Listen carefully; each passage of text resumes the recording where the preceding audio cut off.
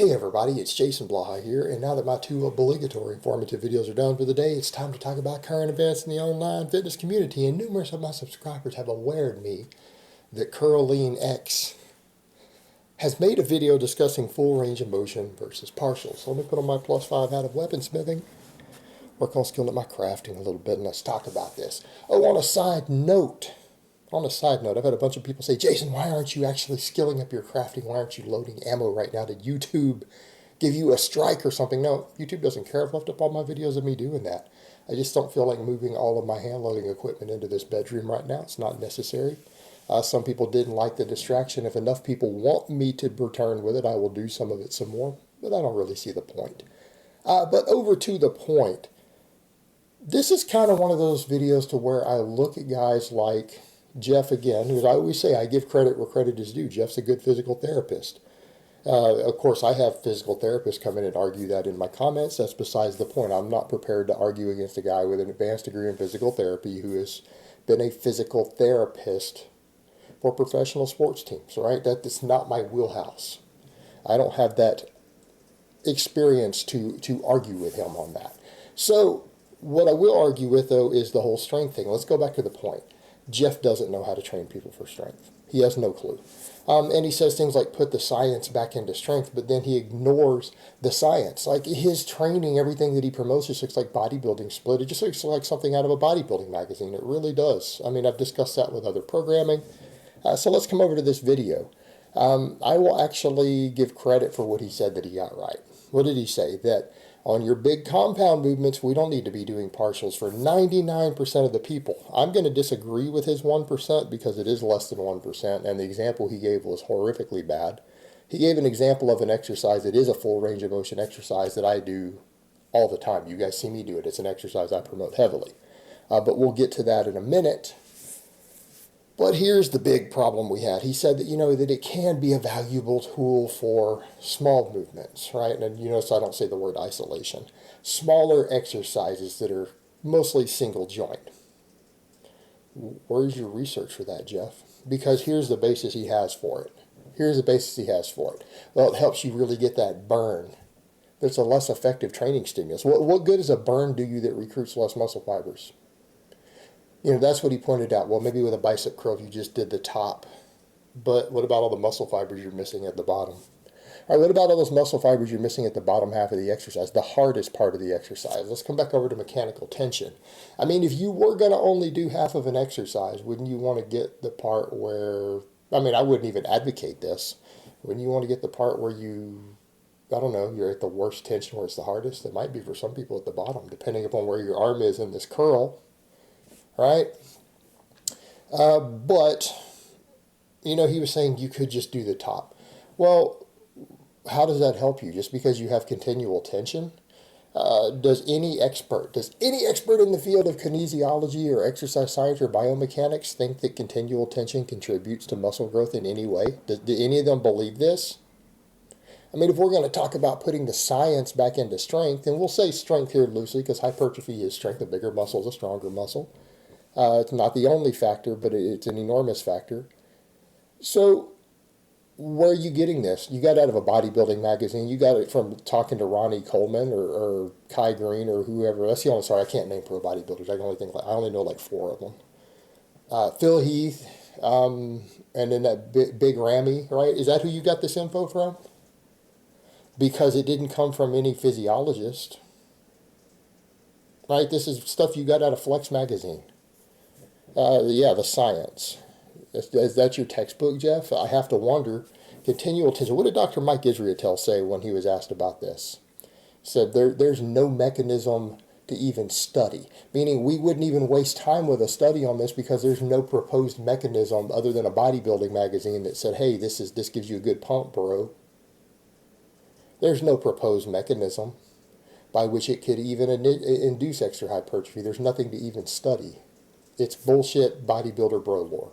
This is what experts who say who are themselves even bodybuilders. Continual tension is bullshit. There's no basis for it. So is that what you're talking about? And then we say, okay, well, you're doing partials. Well, what is the research on partials? So let's go back to the science back in strength, Jeff. The research usually shows that when you do half reps, so that's what we're calling a partial. I mean, okay, this isn't really a partial. If you're coming down and stopping an inch short, it's sort of a partial, but that's not what we're talking about here, right? We could argue you probably do need to get full extension of the elbow. Probably a good idea. Probably a good idea. But no, it's these half reps. And the studies on half reps show that half reps, even when a heavier weight is used, in other words, so that you're doing a 10 rep max for your half rep, which might be double the weight, right? It might be double the weight. If you're doing sets of 10 with 30 pounds all the way down, you might be able to do a 60 pound for a half rep. What does the research show? You gain sometimes as little as 25% of the muscle mass when it's been studied that you do from full range of motion. It gives you maybe a fourth of the gains, right? And that's some of the worst outcomes they've seen. Produces less strength, less muscle mass. It doesn't work. Why? Because you're missing muscle fibers. You're not getting in a full stimulation of the muscle. Because there are a lot of muscle fibers through a muscle that only work at certain joint angles. And when you start removing those muscle fibers, you're reducing growth potential. And there are muscle fibers that work all the way through. There are parts of the bicep that are worked top to bottom, different fibers through. And I'm not talking about specific heads. I'm talking about throughout the muscle, and that's fine. Those are going to get worked pretty decently even on partials. But there are muscle fibers that only work at the bottom. There are muscle fibers that only work at the top. And so you're actually reducing potential for muscle growth. It's ridiculous. And that's what I would suggest to someone like Jeff. I mean, what does Jeff have that's big? His biceps. His biceps are big relative to the rest of his physique. He has no chest. Yet he does all these silly-ass chest flies. Right? And that's the thing he talks about, you've got to get that peak. It's not working, Jeff. How did you get big biceps? You got really, really good at doing weighted chin-ups, right? And you do cheat curls, big, heavy cheat curls. It worked. You have good biceps. Jeff has big biceps, right? For his size, his biceps are disproportionately large. It's one reason that makes him look big. He's got big biceps relative to the other muscles in his body. So guys see his arms and say, oh man, that's a big guy. But it's not. He has no chest. Now he's admitted that things like weighted dips and bench press are amazing chest builders, yet he sucks at them. He has no strength base built on either exercise. He's really, really, really, really weak at both from what we can see. Accordingly, he has no chest. So let's go back to the point. Are those flies even working? They're not working. I would suggest to Jeff, go work on your weighted dips. Get your bench press up to 300 pounds with a pause, right? Get your weighted dips to where you can, hang 150 pounds off of the chain, crank out 5 to 8 reps, right? At your body weight, that'll be pretty good. At your body weight, that'll be pretty similar to what you see me do on dips.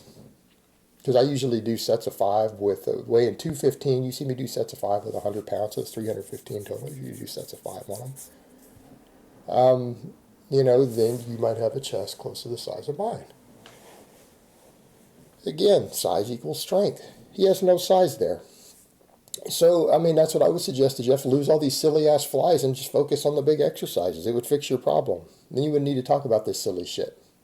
So, let's come back over to what he used as an example. He used Casey Mitchell to use the floor press. And then he made the big mistake. Where did he mess up? This goes to show that Jeff has seen a little bit of bro powerlifting lore from the equipped powerlifting world, but he doesn't know any raw champions. He didn't know any raw champions. He didn't know people who coach raw champions, and he doesn't know the science behind it. He said, the floor press, Casey Mitchell does. It helps you train the lockout. No, it doesn't. Even the people who believe in this nonsense, like, you train different parts of the lift, which is total horseshit. Go see what guys like Paul Carter have to say about that. Fantastic strength coach. Owns Lift Run Bang. He himself has benched over 500. He benched 500 in comp raw. Coaches numerous world-class level lifters. There is no such thing as lockout strength on a bench press or a squat. There is no such thing. That is purely from the equipped world. If you get strong enough out of the bottom, you'll get strong at the top. What's a floor press? Floor press, for most people, you stop a little bit short of the chest. What is it we always tell guys? If you don't have a big, thick back, don't do the floor press because it turns into a partial. It is a longer range of motion the thicker your back gets because it sets your torso further up and lets the bar come further down. I personally touch on the floor press. You guys see me do it all the time. I train it as a primary exercise. It has direct carryover to the bench. All right, even then, though, I can sink the bar on my chest on a flat bench. So I technically do lose some range of motion, even though I can touch. All right, it's not really a partial in the traditional sense. It's not a half rep if you're big enough to do it correctly. and it has direct carryover. What are we doing with the floor press? We're removing leg drive, and it breaks up the eccentric concentric chain. You do the floor press partially for the same reason you would do a box squat to parallel. We're removing the myotatic reflex. We're breaking up the eccentric concentric chain. And when you look at some of the EMG data, the pectoral recruitment out of the bottom from that dead hard stop. And for some people, you're either at a barely touching the chest or you're a couple inches above the chest. You're having to take the weight down and it comes to a dead hard stop. You have no leg drive to help you get it started. You're just off the weak point where that tension is highest. You're right there still where the tension is extremely high on the pectorals, and you have to get the weight started from a dead stop with no leg drive, no stretch reflex. It requires an enormous amount of pectoral recruitment, and when you look at the EMG data on the floor press, it is a massive pectoral recruiter because of that. It's absolutely enormous. It actually crushes the bench press on that, surprisingly.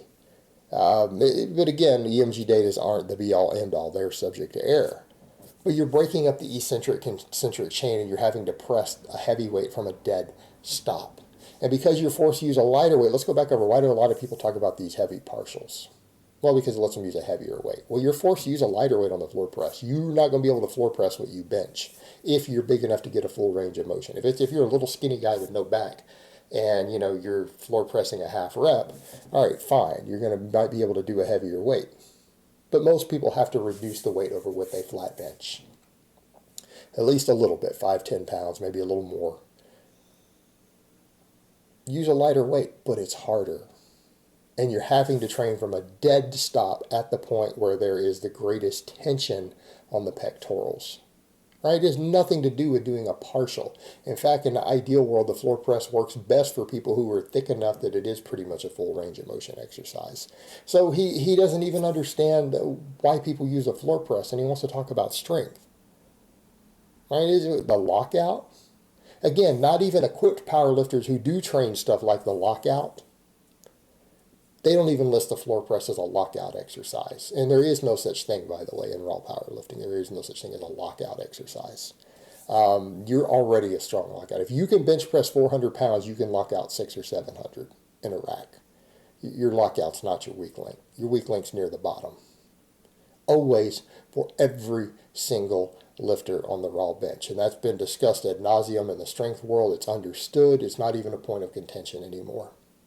All right, guys, well, that's really all I have to say on that today. I hope it's been informative, and I will talk to you guys next time.